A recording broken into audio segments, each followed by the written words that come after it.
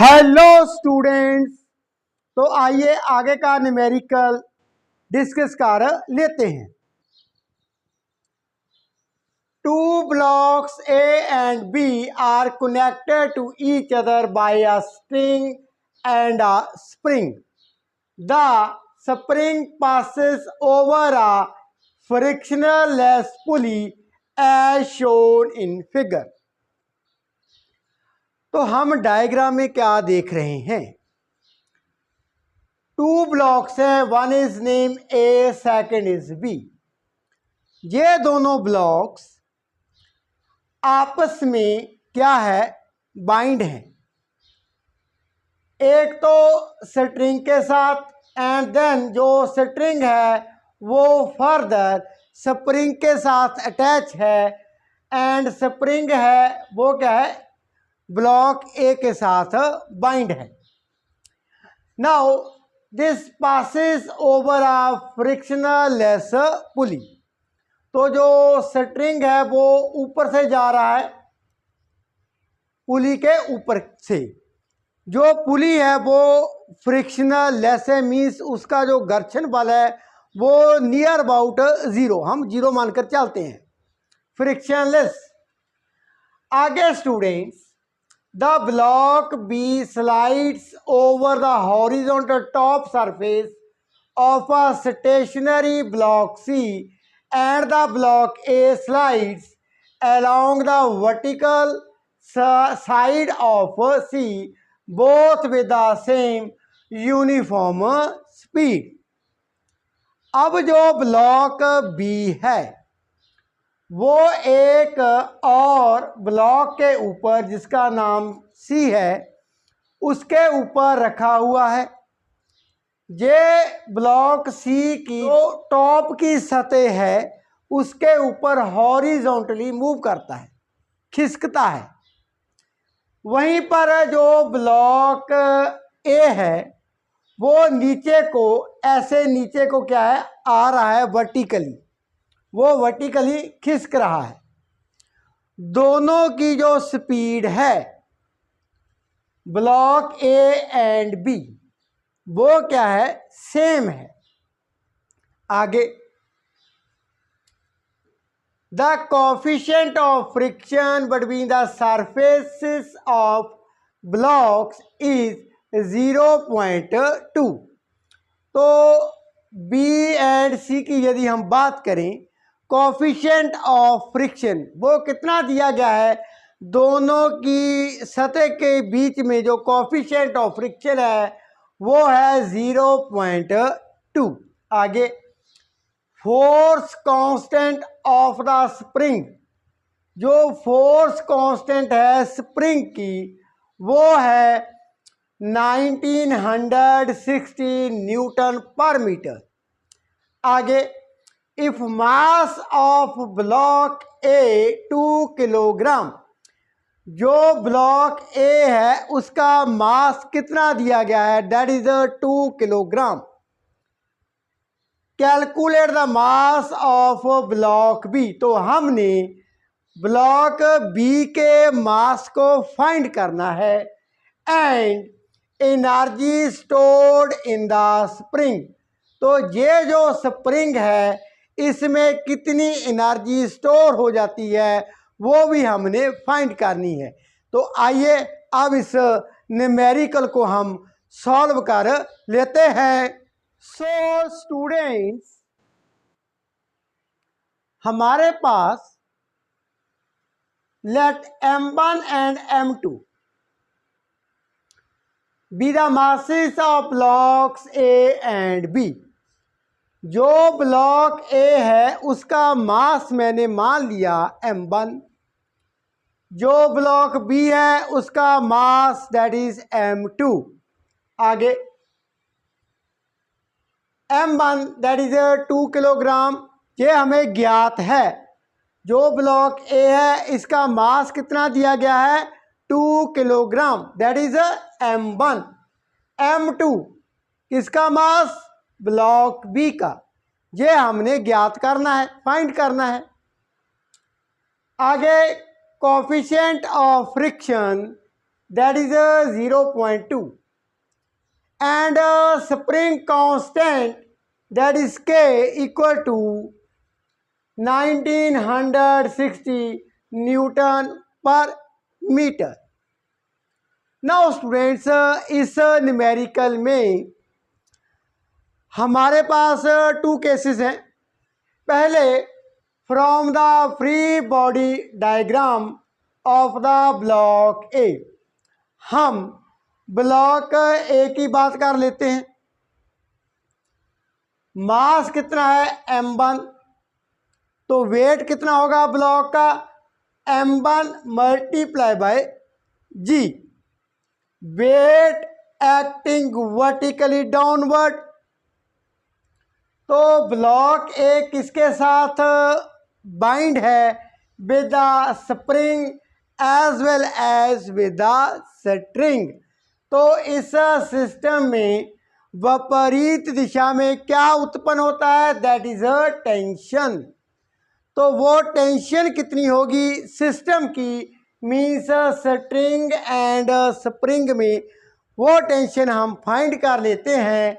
Tension equal to m1 multiply by g, means tension T equal to m1 2 kilogram multiply by acceleration due to gravity 9.8।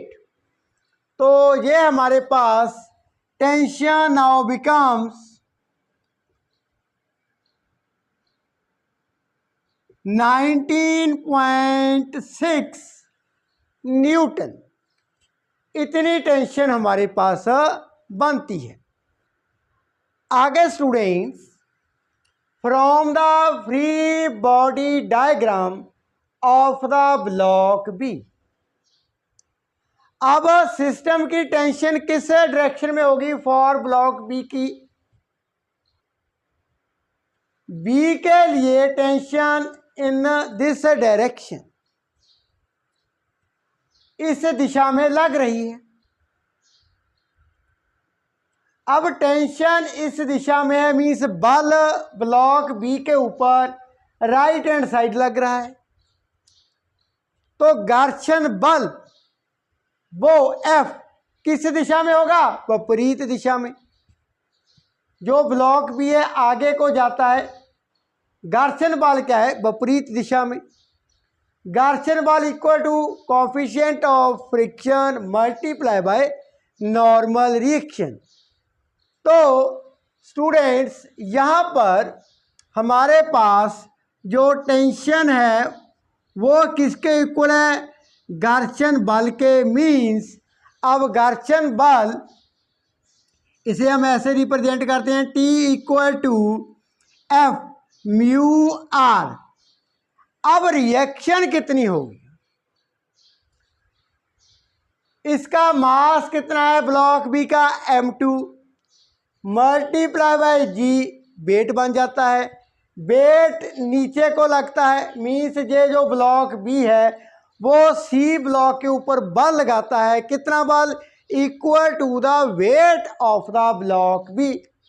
तो according to Newton third law of motion, जो block C है वो भी उतना बल विपरीत दिशा में लगाता है सी ब्लॉक बी के ऊपर, दैट इज अ रिएक्शन। तो reaction students T equal to mu m2g। हमने m2 को फाइंड करना है। टेंशन सेम ही होगी जो पहले केस में थी, दैट इज 19.6। तो m2 हमारे पास equal to T over mu multiply by G. Now students, T हमारे पास 19.6 over mu 0.2 and G that is 9.8। तो आइए अब हम इसे सॉल्व कर लेते हैं। m2 इक्वल टू 19.6, इसके नीचे मैं 10 लगा देता हूँ, डेसिमल मूव कर दिया, 2/10 एंड 98/10। नाउ स्टूडेंट्स इसे फर्दर सॉल्व करते हैं। 196/10। नाउ ये जो न्यू डिनोमिनेटर में 10 है वो ऊपर चले जाते हैं, मीन्स 10 मल्टीप्लाई बाय 10। तो नीचे क्या है, 2 मल्टीप्लाई बाय 98। एक 10 के साथ 10 cancel. Now this cancel, 196 cancel by 2, 98 further cancel with 98। तो m2 हमारे पास कितना है, दैट इज 10 किलोग्राम। जो ब्लॉक बी है उसका मास हमने फाइंड करना था, दैट इज 10 किलोग्राम, हमने फाइंड कर लिया है। आगे है हमारे पास एनर्जी कितनी स्टोर होती है स्प्रिंग में, उसे हम सॉल्व कर लेते हैं। नाउ स्टूडेंट्स अब हम फाइंड करने जा रहे हैं जो स्प्रिंग है इसमें कितनी एनर्जी स्टोर होती है। If the spring undergoes an extension small x, then means जब स्प्रिंग को बाइंड किया था with the block A, both the blocks freely क्या है, मूव कर रहे हैं। तो जो स्प्रिंग है इसका जो आकार है, साइज है, वो बढ़ जाता है। वो कितना एक्सटेंड होता है, मीन्स हमने उसे x मान लिया। तो टेंशन इक्वल टू किसके होती है, spring constant multiply by x। तो x कितनी होगी, x equal to T/K। x equal to tension कितनी फाइंड की थी, 19.6 ओवर स्प्रिंग कांस्टेंट 1960। तो इसे हम ऐसे लिख सकते हैं, x इक्वल टू, डेसिमल को मैं रिमूव करने जा रहा हूं, 196/10 मल्टीप्लाई बाय 1/1960। तो इसे ऐसे फर्दर लिख सकते हैं, मल्टीप्लाई बाय 10 और सिंपल कर लेते हैं।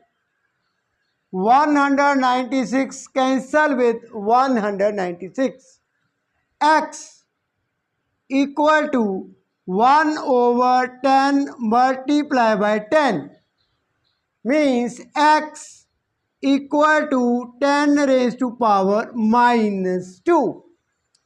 अब energy stored in the spring W किसके इक्वल है, 1/2kx²। K is the spring constant.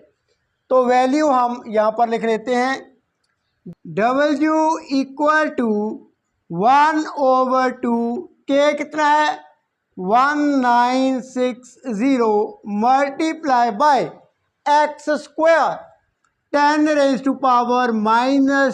इसका होल स्क्वायर। तो जब हम इसे सॉल्व करते हैं हमारे पास जो एनर्जी होगी stored in the spring, that is 9.8 into 10⁻⁻² joule. So students, I hope you understand this numerical very well. If you have any question, you can ask me in the comment box.